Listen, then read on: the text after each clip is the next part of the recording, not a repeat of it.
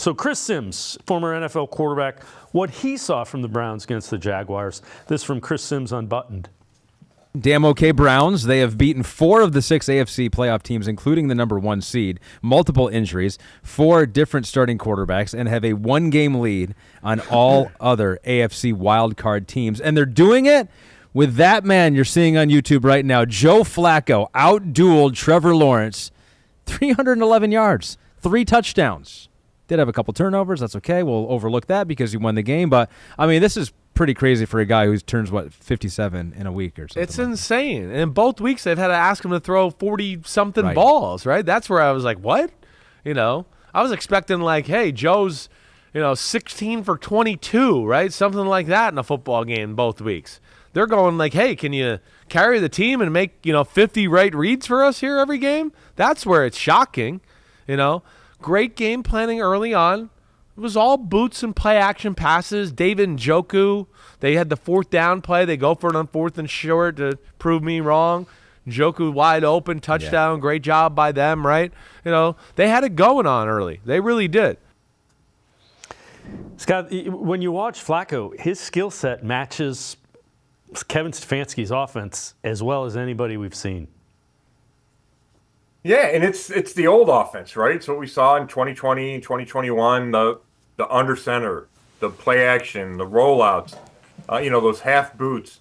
Man, I think you're exactly right. And we talked about it a little bit earlier. It's just if you can stand in the pocket and make throws, that's what a coach wants to see. It's just easier.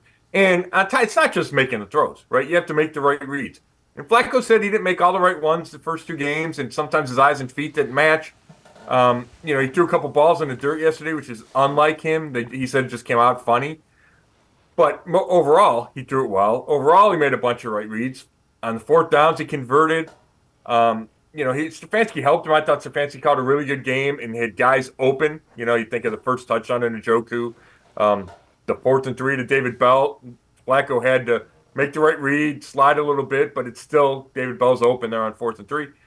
So, yeah, I just think that everything Flacco can do, and it's not like he's not limited, but the fact that he can get rid of it quickly, make quick decisions, and throw it to all sections of the field while helping your run game with the play fakes and all that, I think that's what Stefanski is looking for.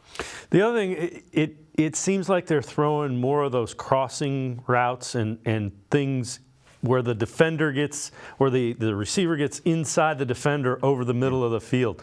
That was something that I kept waiting to see, and we didn't really see it until Flacco came in, and it's been effective for him. Yeah, that might be tied to play action, Dave, right? Because that's when the linebackers suck up. You get the guys running behind that first layer of the defense.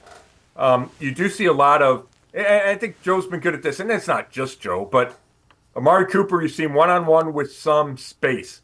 He throws a quick hit, the quick hook, quick hitch, right? And it picks up 8 yards. He can get it out there in a hurry where he doesn't have any questions about it. And I think that's kind of at the root of all his success. He trusts his arm so much that he's willing to put it into tighter windows than some other guys. And yes, it could come back and bite him sometimes, but I think more often than not, it's going to be there and it's going to be on the guy's chest, and he's going to have a chance to make the catch. So, you see, the guy at the corner's got outside leverage and Cooper's got a step on a slant. Boom, he's thrown it. And he's thrown it a bunch of times in the 1.5 games that Cooper and he had been together, because Cooper, left that Rams game early. So it does open up the playbook. It opens up the field. Can see him taking shots. They had Marquise Goodwin back, the speedy receiver. I wouldn't be surprised to see a couple of deep balls to him a game just to continue to loosen up that defense.